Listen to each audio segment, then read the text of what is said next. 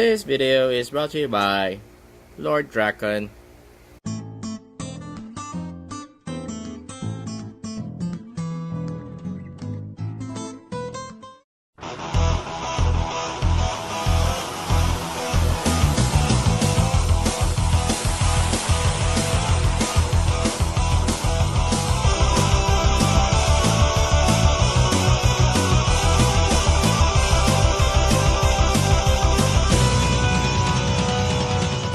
Hi guys! Welcome back to my channel, and ngayon ay mag-unbox tayo and at the same time doing the review ng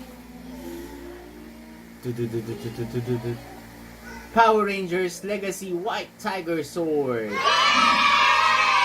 White Ranger Tiger Power, White Ranger Tiger Power. So, yan. So, ito ngayon ang ating re-reviewin, no? So, sealed pa siya. Never ko pa siyang inattempt buksan. So, ayan, si White Ranger.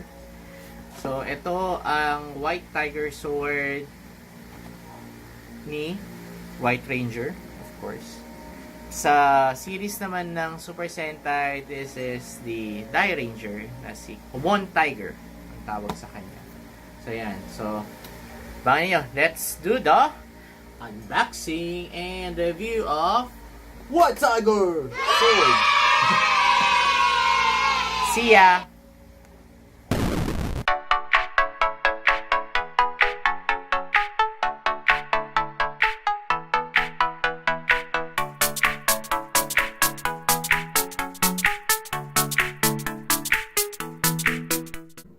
So, ayan ang kanyang Tiger mode.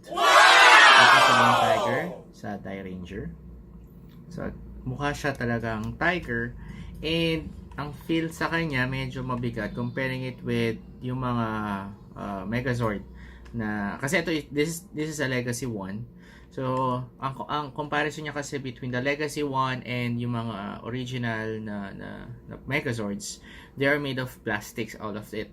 Etong Legacy, meron siya mga metal die cast. So, ramdam talaga kasi yung bigat niya, medyo heavy. Mas mabigat siya compared with the previous Megazord. So, I don't have the original Megazord ng White Tiger. Although, I could compare it with the original Megazord, yung Dinosaur. So, yun. So, ito yung kanyang Tiger mode. So, ikutin natin, no? So, yung kanyang paa. Tarat! So, pwede mo siyang stretch ng paganyan. Pwede siyang So, nabibend yung kanyang arms, no? So, even yung kanyang mga paa, pwede mo siyang ganunin. Kasi ito, ginagamit ito for the transformation. So, yan.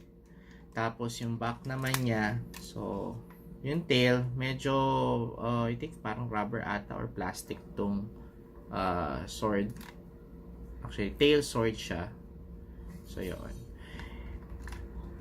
And then, ito naman paa. So, naka-fold din kasi siya. Pwede siyang naka-fold ng paganyan.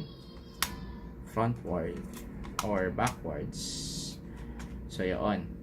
So, if you will notice, may mga pegs dito. So, itong mga pegs na to, if you have yung Legacy na Dinozord or Megazords, so you may plug it in here using these pegs. Or, yung original combination niya, which is with the Thunder Megazord na Legacy rin. So, pwede mo rin siya combine dito. So, yan. Lastly, for the tiger, so, nabubukas yung kanyang mouth. So, yan. Roar! So, ang difference niya between dun sa original na Tigerzord is, or I think sa Japanese version naman ata yun, not quite sure sa US version, wala na siya yung mga sounds. So, wala siyang battery. So, simply, ano na siya, ganito lang talaga siya. So, wala akong matouch dito na any buttons eh. So, yun. Now, let's form yung battle mode niya. So, in order to form that, so let's pull out its tail. Tapos, pull out natin yung dalawang legs niya. Like this one. There. Same din dito sa kabila. Let's A few moments later. Sa kabilang side muna. So, once na na-pull out na natin siya, pasok natin yung paa niya sa loob. So, like this. Let's fold it up. There you go. And then, snap in. So, sa kabilang side naman tayo. So, yun. Fold din natin ulit itong mga paa niya. There you go. Then, snap in. There. So, nakatayo na siya. So, yun na yung mga paa niya, no? Tapos, the body, bababa lang natin siya. Then, hands. Taas lang natin itong paganyan. So, kita na yung logo niya. And then, we could twist it. Then, twist it. So, ayan na yung hands niya. Lastly, the head. So, tak. So, that's the head. Buka natin to. Dahil talaga nakabuka siya. Yan. Tapos, yung kanyang sword.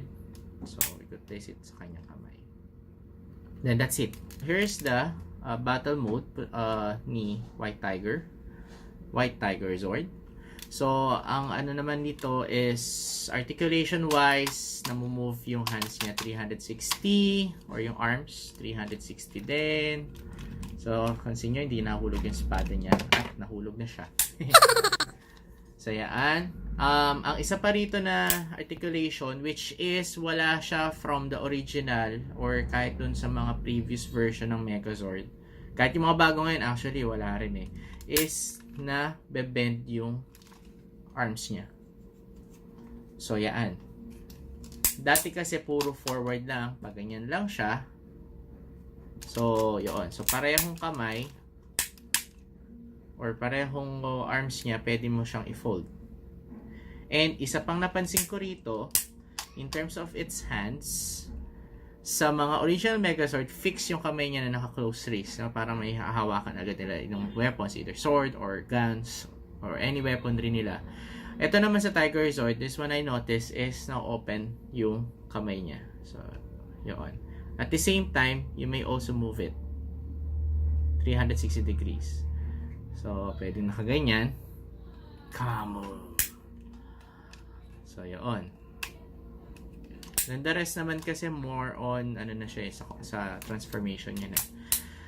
Ang napansin ko rito, it's between yung dalawang legs niya.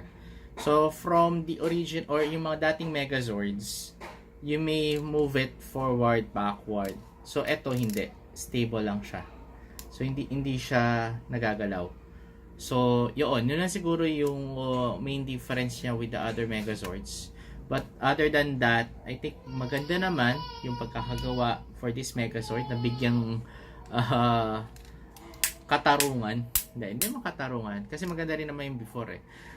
Mas medyo realistic lang siya dun sa mga movies or dun sa series ng Power Rangers for this Tigerzord. Comparing it with dun sa original na Tigerzord na nung nirelease before. So yan. Ngayon, meron mga parts dito na namumove dahil sa kanya, as mentioned kanina, yung mga combination niya. So, let's say you have yung Tiger Megazord or to combine yung Tiger Megazord. So, eto, kaya pwede mo siyang i-fold na pag ganyan. Then, you're going to place here yung Lion Zords. Tapos, yung paa kanina, yung nakita nyong peg. So, doon yung ilalagay naman yung Unicorn at yung Griffin Zords. Tapos, dito naman sa kamay, ang ilalagay mo naman dito is yung sa Firebird na Megazord. And then, etong helmet niya, so pwede mo siyang ibaba. So, yan. Tapos, you may find yung color red eyes na niya rito. There you go. So, yan. So, kita ba? And then, you may pull it out. So, ayan siya. So, yan yung maging combination niya once you have yung Thunder Megazord na legacy. So, dapat legacy lang. So, you may not use yung original na Thunder Megazord. So, yun. So, I think, well, dagdag review ko na lang din for this Megazord is etong mga pegs. If you notice tong reds na to, ang pagkakaalala ko kasi before, ito, talagang crystal siya na you may pull it out dito. So kadalasan yun yung mga nawawala. Pero this one, it's already painted. Hindi rin siya sticker, so it's a paint one na hindi na siya natatagal. Fix na siya dyan. So majority, so yung dito rin, kahit yung sa chest pads niya, before mga stickers to, pero ngayon ito puro paint. Wala kang makikita any stickers in here. So yun. Even yung fireball dito, ito rin yung isang nawawala rin daw yung red na yan. So kasi before, pwede mo siyang i-detach and then palitan mo ng mga Japanese na balls or parang may mga characters kasi kung fireball siya or so yun. You may also try to watch or look din sa sites yung Hyundai Ranger. So at least yun, medyo, or Power Rangers na season, I think this is season 2 na Power Rangers. So yan. This was piloted by White Ranger, who is Tommy Oliver, na ginampanan siya ni Jason David Frank, JDF. Yo. So yun. So FYI, so siya yung pinakamatagal na Power Rangers. He started from the Green Ranger, Dragonzord, White Ranger, Tigerzord, again, White Ranger for the Falcon sa Ninja season ng Mighty Morphin. Tapos, after the Ninja season, so Power Ranger Zeo Ranger 5, Red. And then, nawala siya, bumalik siya ulit, or hindi, after pala Zeo, nung next season ulit ng Power Rangers, which is Power Rangers Turbo, which is siya yung Red Turbo Ranger. Then after the Turbo Ranger, yon, nawala na siya sa Ranger series. Bumalik siya ulit as Power Ranger sa Dino Thunder. So siya si Black Ranger doon, sa Brachio. Siya yung, kumaga siya yung professor. Although during the season ng Wild Force, there was an episode there, yung special episode ng Forever Red, na bumalik lahat ng mga Power Rangers until from start. So si Jason, si Tommy, tapos yung from Red Turbo Ranger, and so on and so forth, hanggang sa Red Wild Force, sa Red Ranger na Wild Force. So yun. Tapos again, nung sa Megazord or sa Mega Force naman, which is Super Mega Force na episode, yung finale niya. So nandun din ulit si Tommy and nag-ano siya as the Green Ranger. And then etong sa Super Ninja Steel, which dito sa Philippines kasi ngayon pa lang palabas yung Super Ninja Steel na series. So lalabas din siya for I think episode 25 if I'm not mistaken. Yung nandun din yung mga previous Rangers. So ito pinakita ngayon ni Tommy yung kanyang Power Morpher, which is he could transform to all the Rangers na naganampanan niya.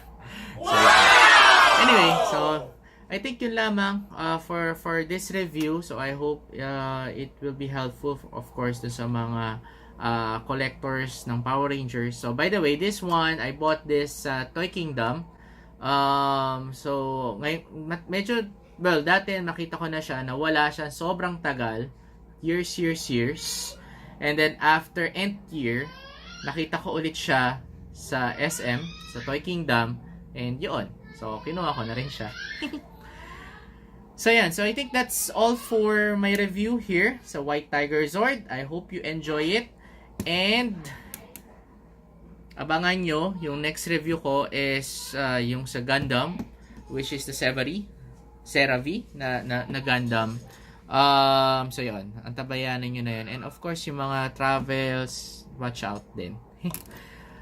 Again, thank you for dropping by. So for those who have already subscribed to my channel, so please click on the bell button for new notification, new uploads. Or kung hindi pa kayo nakakapag-subscribe, please click on the subscribe button. Yan, for my new entries din, para happy tayo. Gusto ko happy ka.